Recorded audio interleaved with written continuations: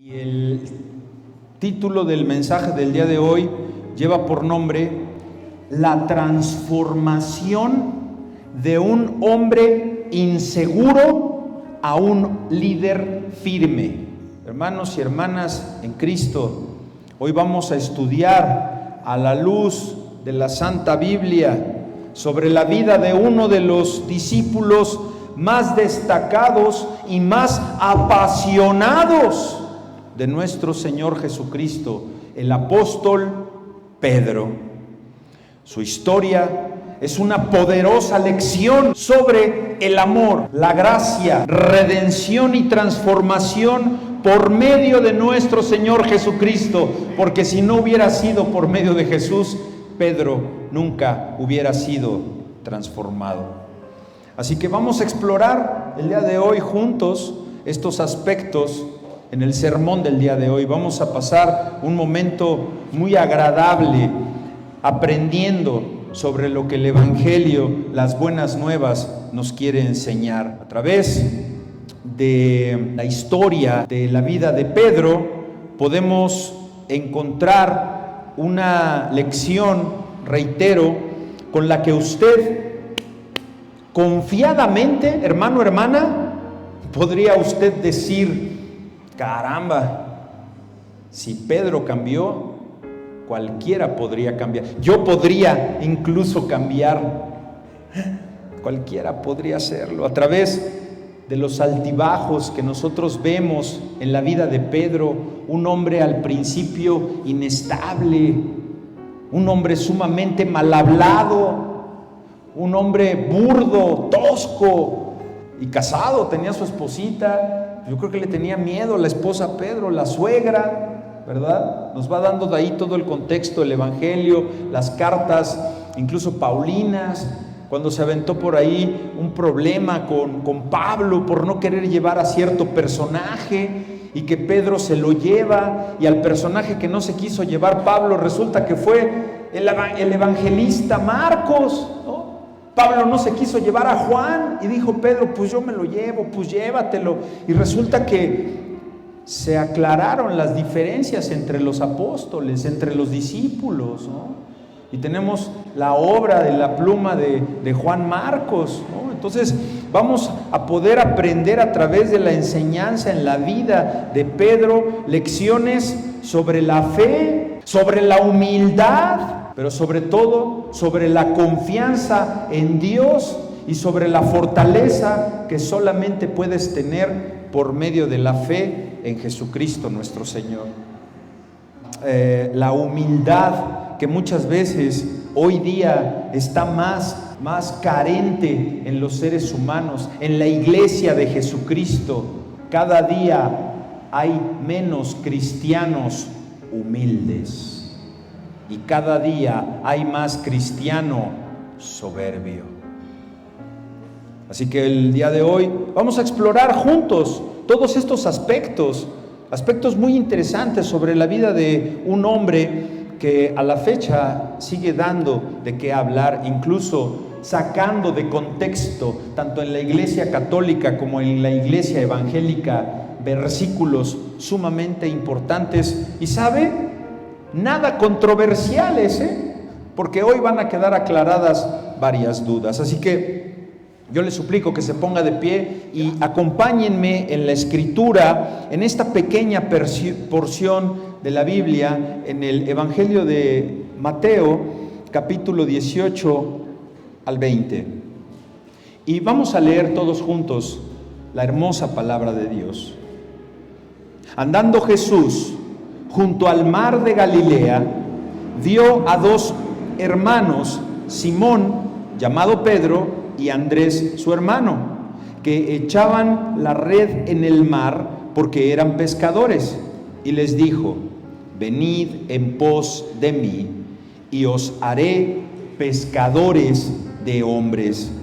Ellos entonces, dejando al instante las redes, le siguieron.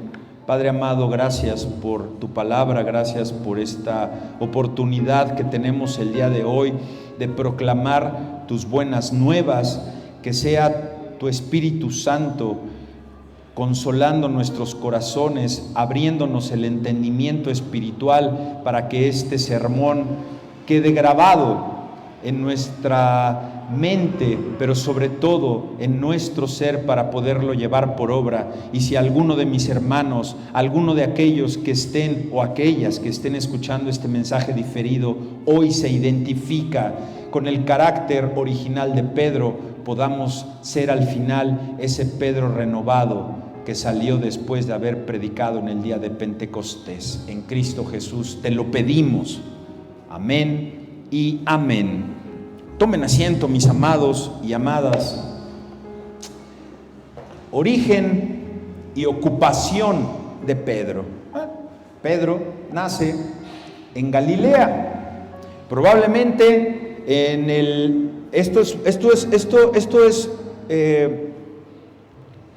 No puedo yo asegurarlo, porque a pesar de la investigación que estuve haciendo, no hay como que una fuente que me hubiera dicho, ¿no? Como tipo Flavio o como alguno de los historiadores hebreos, judíos de la época, que haya dicho que nació en el mismo día que Jesús. Pero sí tenemos datos que fue cronológicamente creciendo a la par que Jesucristo, ¿no? Caso contrario a Juan el Bautista, que le lleva diferencia de 6 meses de haber nacido previamente al Maestro.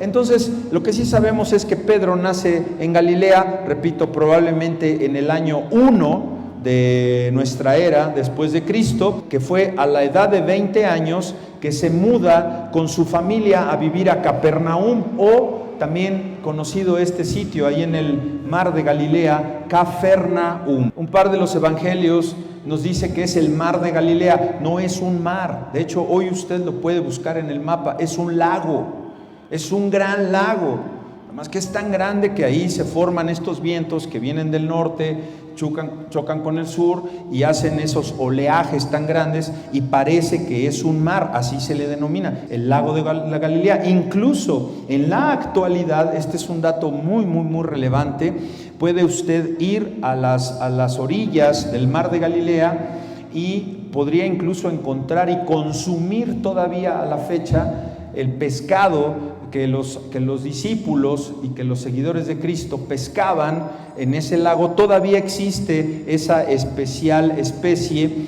que es una tilapia que todavía hoy actualmente usted puede encontrar allí en el mar de Galilea, en el lago de Galilea. Pescador de profesión, tenía un carácter de naturaleza impulsiva, como son esos hombres, como el hombre de campo, nada más que aquí es de agua. Un hombre, repito, mal hablado, un hombre duro, un hombre burdo, un hombre sucio, un hombre desalineado, un hombre grandote. Yo me imagino un Pedrote así grandote, barbón, maloliente a vísceras de pescado, y ¿qué me ves? Y órale, y sacaba la charrasca, ¿no? Porque pues así fue cuando se la sacó o sea, ¿qué? Pues vámonos parejos, ¿no? Un hombre con ese carácter intempestivo, ¿no? Y apreciamos que en las Escrituras, que a menudo actuaba basándose en sus emociones, en su estado de ánimo.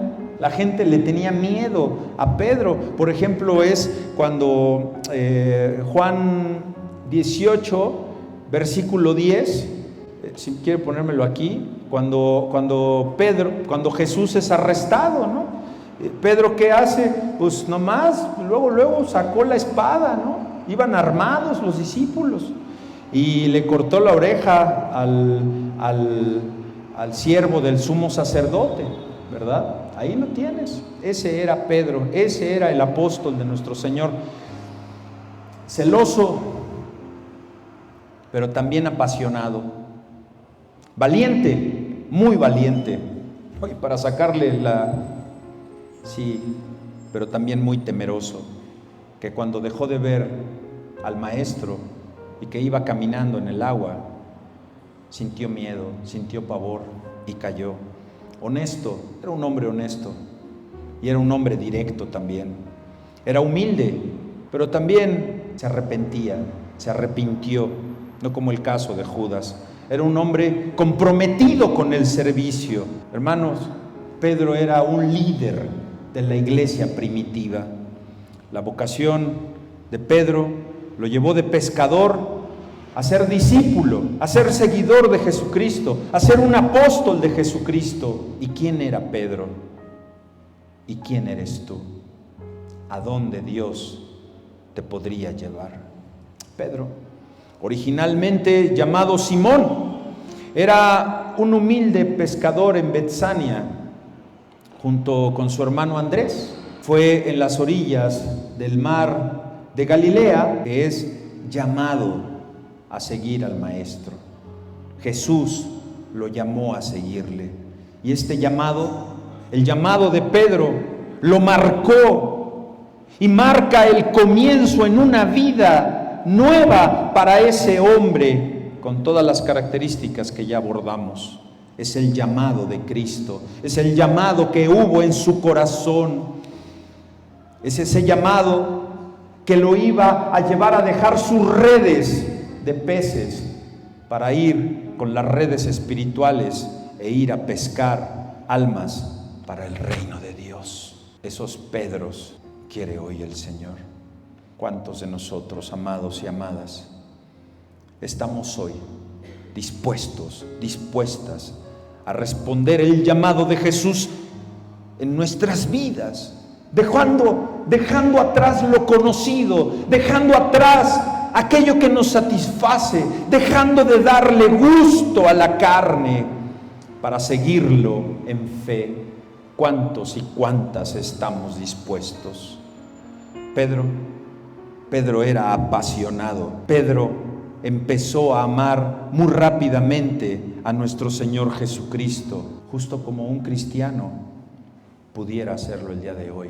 No te sientas mal, ni te sientas abandonado, porque todos podríamos ser ese Pedro. Conocido por su valentía, este hombre, por su audacia en su caminar con Jesús.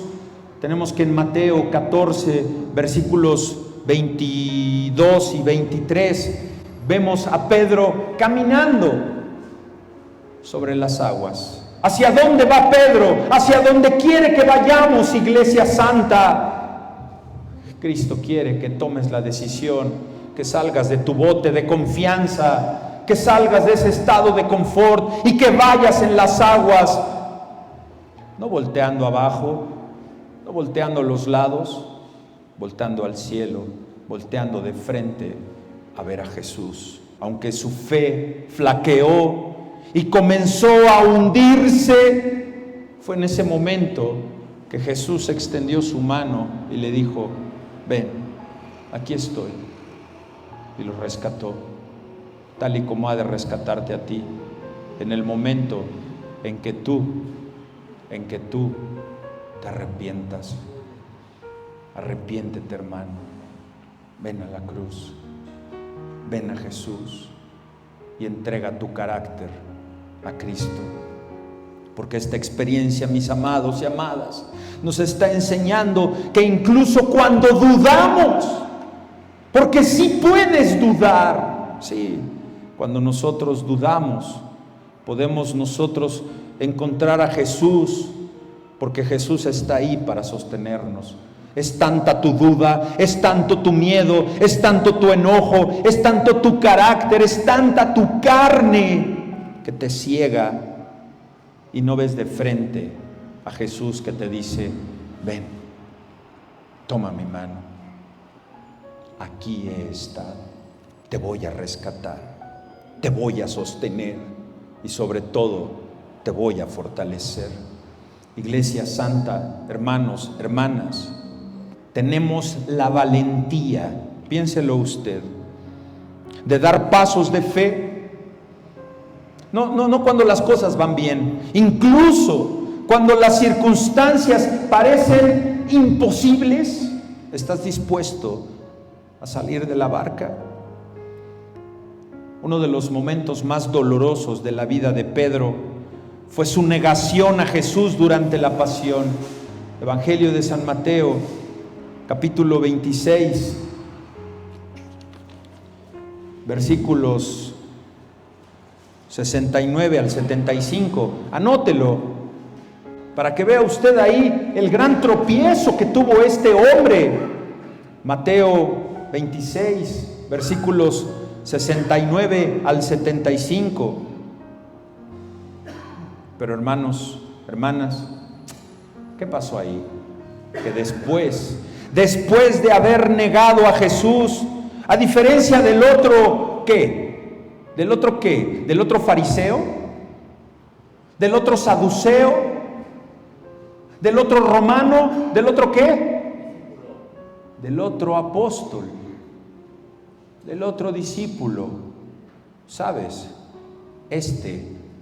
Hizo lo que hoy el Espíritu Santo te manda que hagas, que te arrepientas. Pedro experimentó un profundo, hermano, un profundo arrepentimiento de algo que ya había hecho. ¿Qué cosa mala has hecho en tu vida? Arrepiéntete genuinamente y el Señor te dará la oportunidad de que puedas presentarte con aquel o con aquella, o incluso de manera espiritual. Él ha de poner perdón en aquella persona que tú lastimaste. No a las personas que ya murieron, porque esas personas habrán entregado su alma al Señor y el Señor habrá decidido a dónde habrá de mandar esa alma. No te va a oír ya el perdón. Entonces, ¿cómo me perdono? ¿Cómo me reivindico con un muerto, con una muerta? Con el Señor. Porque Él es el que gobierna, Él es la roca, Él es el que tiene la llave del cielo. Con Él. Y que te laves de inmundicia delante de Él. Ya el muerto no está.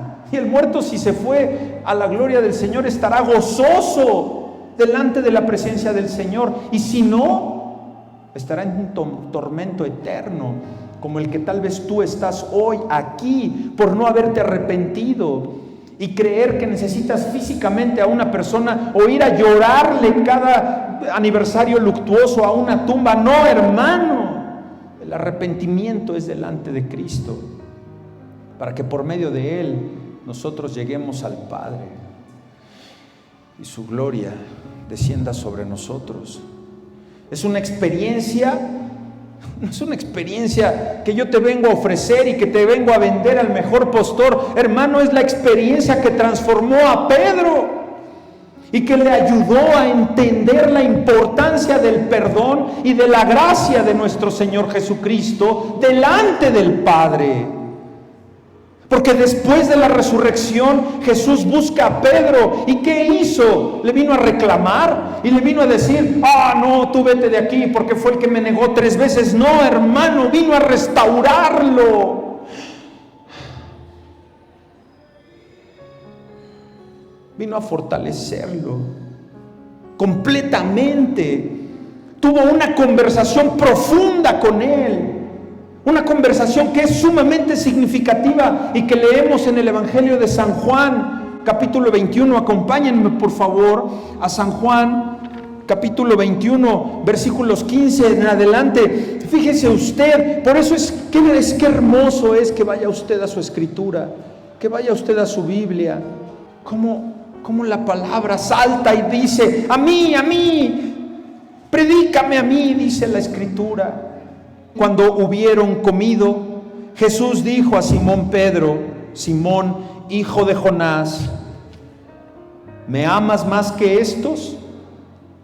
Le respondió: sí, Señor, tú sabes que te amo. Él le dijo: apacienta mis corderos. Y volvió a decirle la segunda vez: Simón, hijo de Jonás, ¿me amas? Pedro le respondió: sí, Señor, tú sabes que te amo.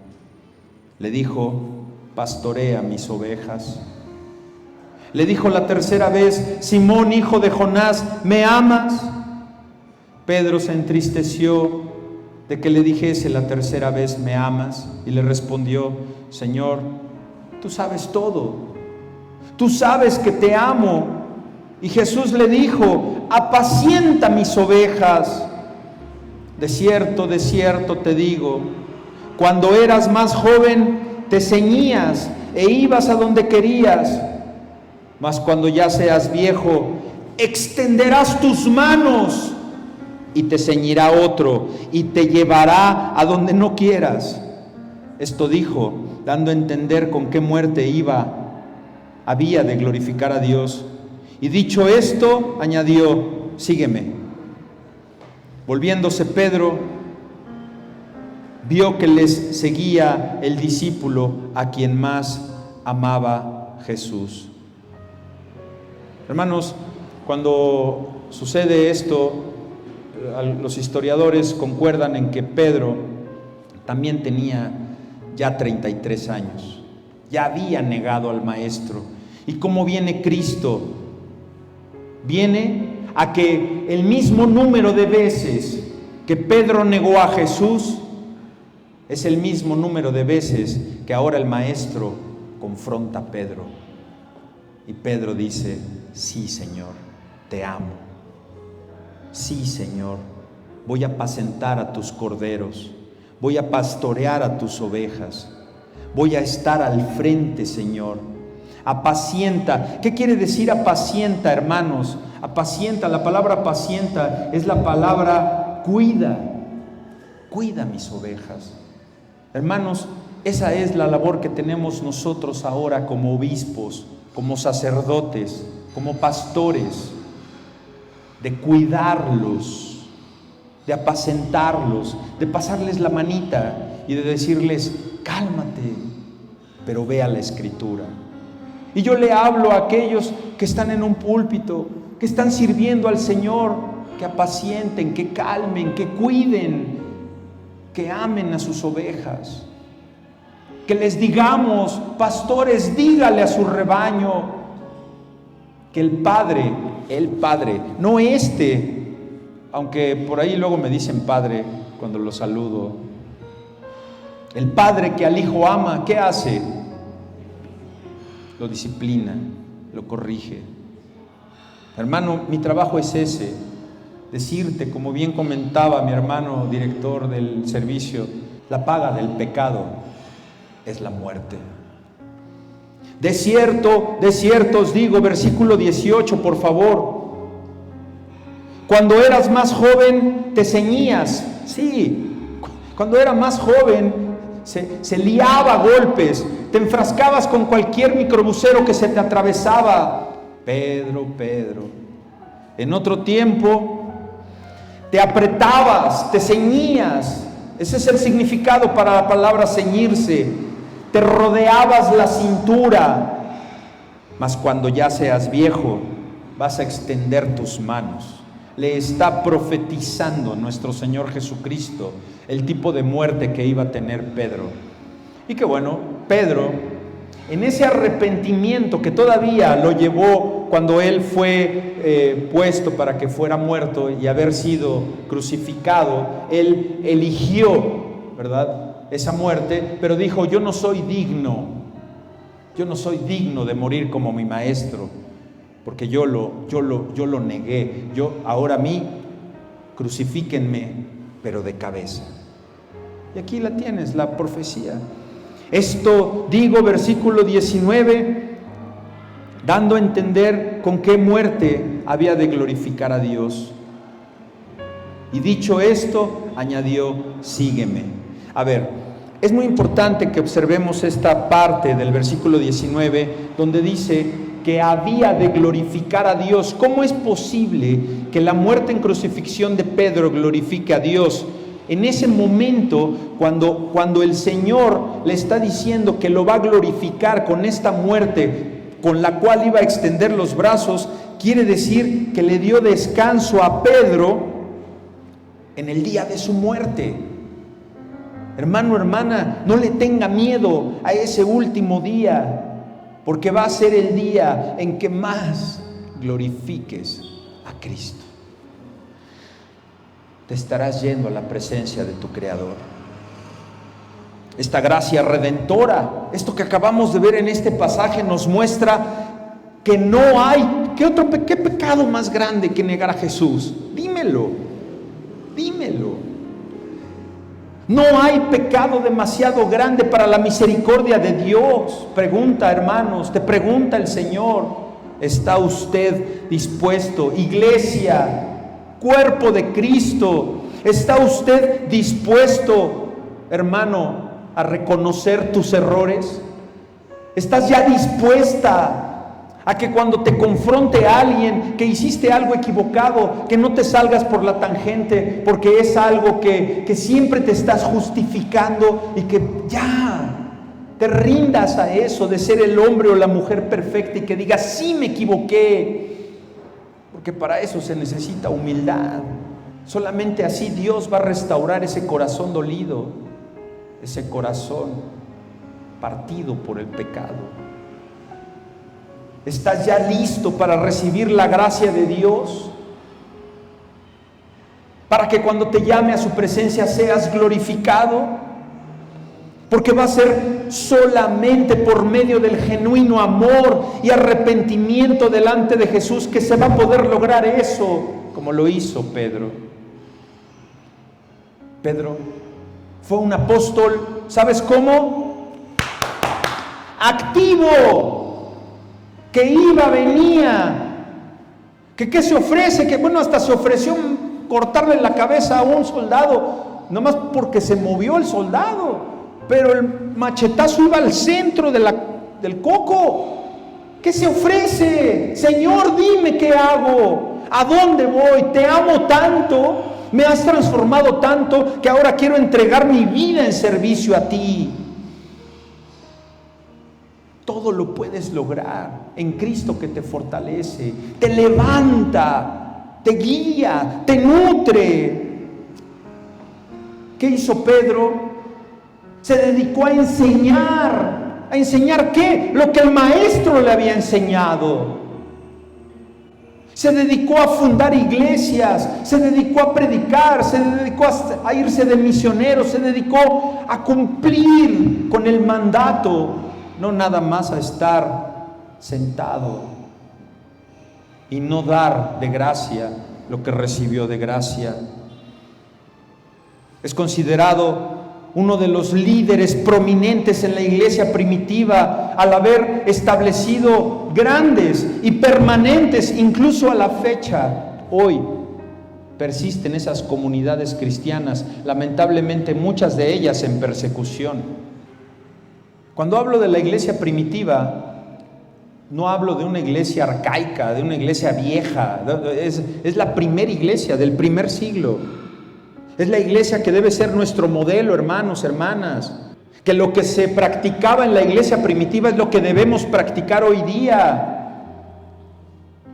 Que en la iglesia primitiva solamente hubo determinado número de apóstoles y que los profetas cesaron en el primer siglo. ¿Cómo? ¿Denominaciones? ¿Coberturas? ¿Y usted de quién tiene? ¿La cobertura del pastor Joaquín Nájera? No, yo tengo la cobertura del Espíritu Santo.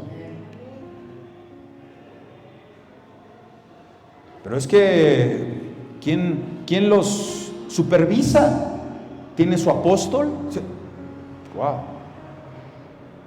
La iglesia del primer siglo, hermanos, fue en la que este hombre fundó todas esas demás iglesias, con Pablo, con Bernabé, con Tito, con Silas, con Timoteo, con Santiago.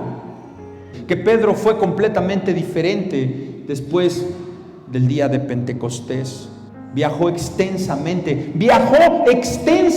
como muchos de ustedes cada domingo viajan desde su casa a donde se congregan. Siéntete feliz, siéntete un Pedro, una Pedra, porque estás viajando más de 5, 10 kilómetros cada 8 días. Así lo hacía el apóstol. Y aquellos que lo tienen aquí a la vuelta no consumen esto. Se dedicó a enseñar, se dedicó a difundir el mensaje de Jesús. Es considerado uno de los líderes prominentes de esta iglesia del primer siglo. Predicó en el día de Pentecostés, cuando miles de personas se convirtieron al cristianismo, y desempeñó un papel crucial cuando la expansión del mensaje cristiano.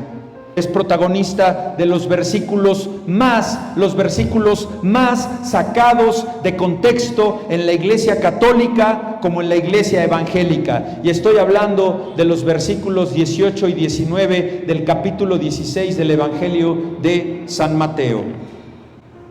Vamos para allá, por favor. Dice el 18: y yo también te digo que tú eres Pedro, y sobre esta roca edificaré mi iglesia, y las puertas del Hades no prevalecerán contra ella. Dice la iglesia católica, hermanos y hermanas, que Pedro es la piedra o la roca.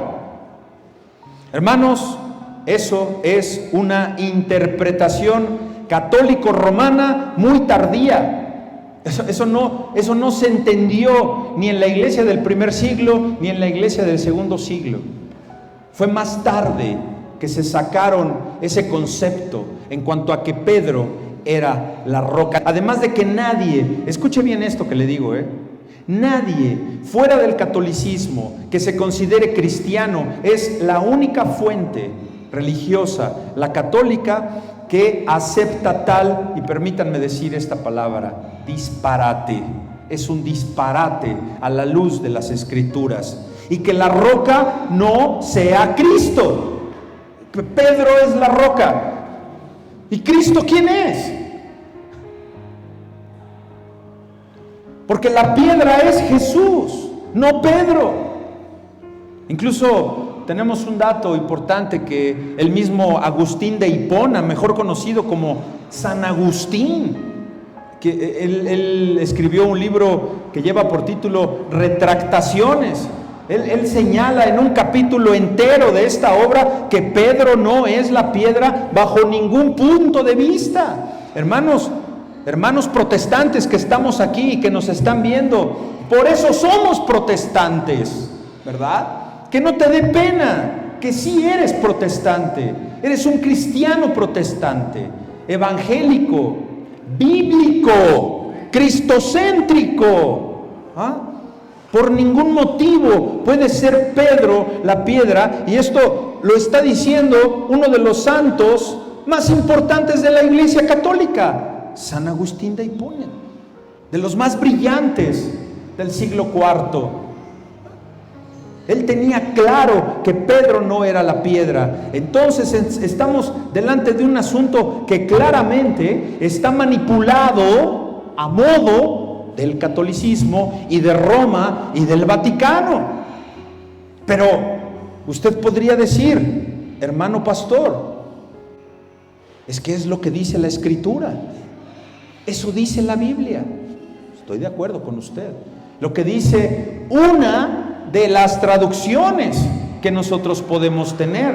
Pero si usted va al original griego en el que fue escrito este texto, usted va a apreciar que Jesús, al momento de estarlo diciendo, diferencia claramente entre Pedro, que es Petros, ¿verdad?, y la piedra sobre la que se levanta la iglesia. ¿Cuál es la piedra sobre la que se levanta la iglesia? Petra. Y Petra es la roca. Así que si se tuviera que traducir este versículo 18 de una manera que recogiera bien el significado de la idea, sería: tú, Simón Pedro, eres una piedrecilla, y yo levantaré la iglesia sobre una roca. Y para que usted llegue al entendimiento de lo que le acabo de decir, tiene que saber griego, pero la voy a poner más fácil. Puede ir a otras traducciones de equivalencia dinámica, pero se lo acabo de exponer. Pedro, Petros, piedrecilla, roca, Petra, Cristo. Así es, chiquito, grande. Vaya preparando primero a los Corintios, capítulo 10, versículo 4. Y todos bebieron la misma bebida espiritual, porque bebían de la roca espiritual que los seguía. Y la roca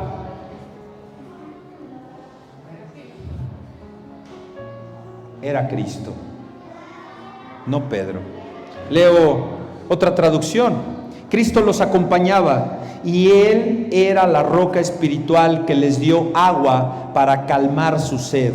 De esa agua espiritual bebieron todos. De esa agua es de la que tú bebes. De Cristo. Cristo. ¿Quién? El sumo sacerdote. No hay un solo lugar en la Escritura, amados amigos católicos, que hable de un sumo pontífice. No hay otro, no hay un papa en la Biblia. Pedro nunca dijo, y por eso soy el primer papa. No. Vamos por favor a Hebreos, profesor, y póngame nueva traducción viviente, Hebreos 4, anótelo usted también para que lo compare en su Biblia multiversiones. Hebreos 4, versículo 14 y 16, nueva traducción viviente, que a la letra dice: por tanto, mire, lo tiene aquí en pantalla, por tanto, ya que tenemos un ¿qué? Y ya viste que está con mayúscula, porque es Dios, que entró en el cielo. ¿Quién? Jesús, el Hijo de Dios. Aferrémonos a lo que creemos. Versículo 15. Nuestro sumo sacerdote comprende nuestras debilidades, porque enfrentó todas y cada una de las pruebas que enfrentamos nosotros. Sin embargo, Él nunca pecó.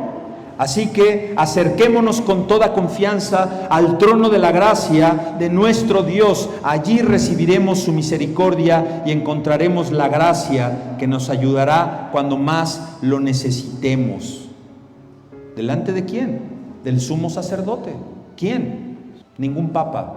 Entonces, además de que la Biblia no dice que la piedra, pensemos que bueno, dice la Biblia que se acepte lo que la Biblia dice, ¿verdad? Qué difícil sería eso, ¿no? Fíjate, o sea, un católico, yo antes católico, tenía que aceptar lo que la Biblia no decía. ¿Ya ves por qué soy protestante? Porque me veían feo cuando entraba con una Biblia. Entonces, además de no decir la Biblia que la piedra tiene sucesores, la piedra es Cristo, la roca, no tiene sucesores, sino que tampoco dice que vienen de Roma. Podrían venir del Líbano, de Éfeso, de Macedonia. No, les acomodó Roma. Porque el mismo Pedro jamás se autodenominó el sucesor de Jesucristo, ni él ser la piedra, sino todo lo contrario. Él lo dijo, primera de Pedro, capítulo 2, versículo 4, acercándose a él, fíjate lo que dice la Escritura, acercándoos a él, piedra viva, no a Pedro, a Cristo, desechada ciertamente por los hombres, mas para Dios escogida y preciosa.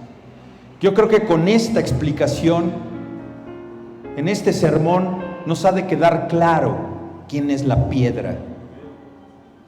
Y bueno, finalmente el versículo 19 del capítulo 16, que dice a la letra, Mateo 16, versículo 19: y a ti te daré las llaves del reino de los cielos, y todo lo que atares en la tierra será atado en los cielos, y todo lo que desatares en la tierra será desatado en los cielos. Este verso sumamente sacado de contexto por la iglesia evangélica. El primero, el 18, por la iglesia católica, pero ahora por la iglesia evangélica protestante.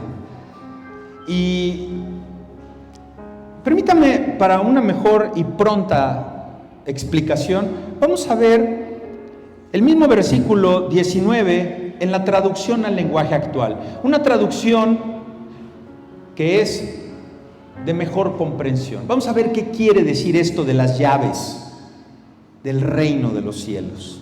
Bueno, también el catolicismo, ¿verdad? Habla de que Pedro tiene las llaves, ¿verdad?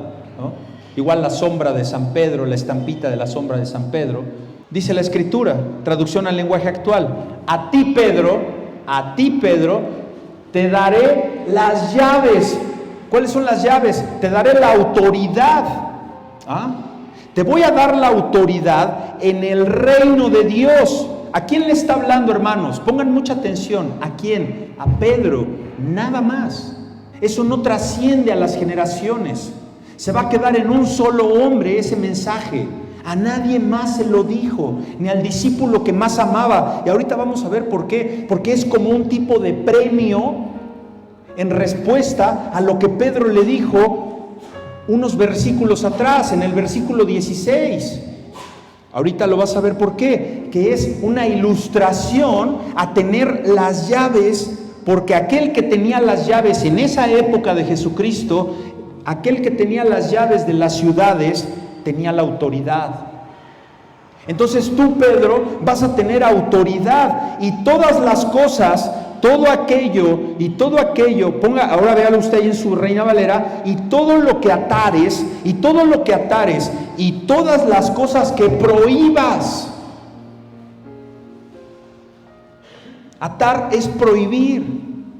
Todas las cosas, tú, Pedro, nada más, tú, Simón Pedro, todas las cosas que tú prohíbas aquí en la tierra, desde el cielo Dios las va a prohibir.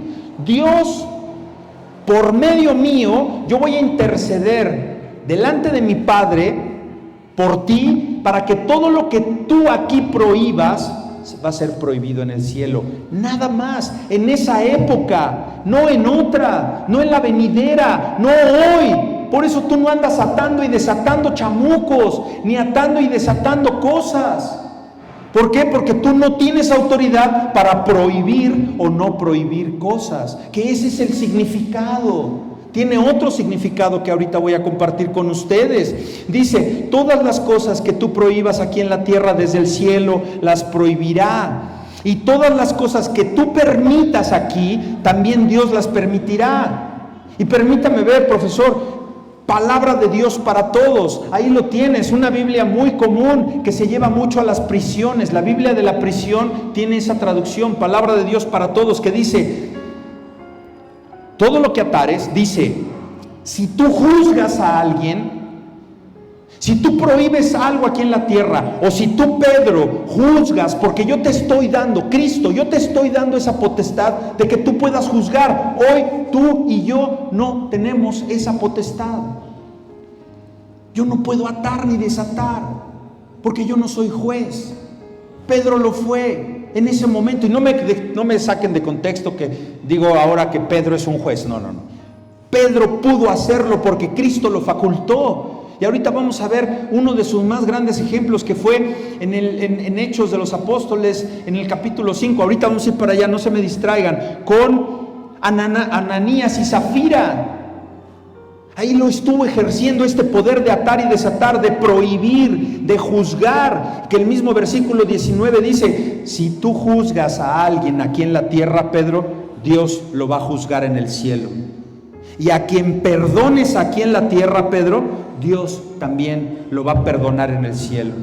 Y esa autoridad vino como un reconocimiento, como un premio que Jesucristo le está dando a Pedro, número uno, por su arrepentimiento de haberlo negado 3 veces, y lo que ya había dicho, que si lo amaba, si lo ama, y por lo que dijo en el versículo 16 del capítulo 16, Reina Valera, dice, es que esto, hermanos, esto es profundo, esto es carne, porque esto que dice el versículo 16, Cristo todavía no lo revelaba. Cristo todavía no había dicho que Él era el Cristo, y Pedro lo discernió por medio del Espíritu. El Espíritu se lo dijo a Pedro, versículo 16, respondiendo Simón Pedro, dijo, tú eres el Cristo, el Hijo de Dios viviente. Por esto que dijo Pedro, le dio esa potestad de atar, desatar, de prohibir, de juzgar.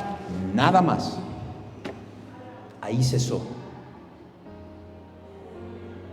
Por lo que entonces, hermanos y hermanas, de ninguna manera hemos de creer que esa autoridad ha pasado a hombre o a mujer alguno, porque eso ya fue exclusivamente para Pedro. Y solamente fue a lo largo de su ministerio y dio testimonio de ello. Vamos rápido al Hechos de los Apóstoles, capítulo capítulo 5, versículo 3. Versículo 3, ya usted podría leer la historia completa. Fíjate, y dijo Pedro, versículo 3, está hablando Pedro, y dijo Pedro, Ananías. A ver, ¿quién le dijo a Pedro lo que va a decir a continuación? Hombre no, hombre no. Ahí está la revelación, ahí está. Ahí está esto que te acabo de decir de Mateo 16, 19. Pedro, tú tienes la autoridad en el reino de Dios, tú tienes las llaves en el reino de Dios, por eso tienes el discernimiento del Espíritu Santo. El Espíritu Santo te va a hablar a ti y tú vas a poder descubrir como que por qué Ananías, vamos ahora al versículo 3, Ananías, ¿por qué llenó Satanás tu corazón para que mintieses? ¿A quién? Al que me lo está diciendo, al Espíritu Santo, y sustrajeses del precio de la heredad. Entonces aquí Pedro va a atar, va a juzgar y va a prohibir. ¿Y qué sucedió? Que pasaron días y meses y llevaron a un juicio a Ananías para que demostrara y se defendiera del precio que había sustraído del terreno que vendió. No, mira, así cayó fulminante, porque ese fue fuego del cielo que cayó. Esa no fue una reprensión eclesiástica, esa no fue una reprensión que hizo el apóstol. No. Ahí fue por soberanía de Dios que en ese momento cayó muerto. Y parte B del versículo 4 dice también: ¿por qué pusiste esto en tu corazón? ¿Quién se lo reveló a Pedro? El mismo Espíritu que le dio la autoridad en el cielo, que le dio las llaves del cielo. Las llaves del cielo, recuerda que es autoridad. Eso es. Entonces, en esa autoridad, Pedro sabe que eso lo puso en su corazón, y después adelante le dice: es que no le mentiste al apóstol, no le mentiste al sacerdote, no le mentiste a los hermanos. ¿A quién le mintió? A Dios. ¿Y quién juzgó? Dios. Y Pedro era portavoz. Pedro juzgó aquí en la tierra y Dios lo confirmó en el cielo. Pedro ató aquí en la tierra y Dios ató en el cielo. La vida del apóstol Pedro nos inspira, amados y amadas, a creer en nuestra fe, a confiar en la gracia redentora de Dios, de que, como dije en un principio, si pudo cambiar a Pedro, que no te cambie a ti. Vamos a construir nuevas vidas, hermanos. Hoy el Evangelio te invita a que construyas tu nueva vida sobre la roca que es Cristo, sobre el fundamento que es nuestro Señor Jesucristo, sobre la roca con R mayúscula. Y en resumen, Pedro es una figura fundamental en la vida cristiana. ¿Por qué? Porque era cercano a Jesucristo. Su ejemplo fue arrepentimiento, fue servicio y sigue siendo una gran fuente de inspiración cuando lo conoces genuinamente, y cuando no lo conoces, de una inspiración de anatema, de maldición, de decir cosas que no dice la Biblia, de cambiarle una tilde y una coma. ¿Por qué? Por ignorante. Que el Señor nos guíe, hermanos, en este caminar con Él. Que sigamos el legado de fe que nos está dejando Pedro, sabiendo de la importancia del arrepentimiento, de la transformación y del liderazgo bajo la guía de Jesús. Que apliquemos estas lecciones a nuestra vida hoy. ¿Cómo es hoy, iglesia? ¿Cómo es hoy su caminar, amigo? ¿Cómo estás caminando? ¿Cómo va tu orgullo y tu soberbia para no reconocer que te equivocas? Para no reconocer que eres un Pedro. Eso eres. Arrebata la bendición. Te invito a que la arrebates. Es así, arrebátala. Y átala. Tú, átala a tu cuello. Y si no lo cumples, esa roca que es Cristo A ver, échala al lago. No, ¿verdad? No, van a decir, este pastorcito anda haciendo apología a cosas que... apología al suicidio.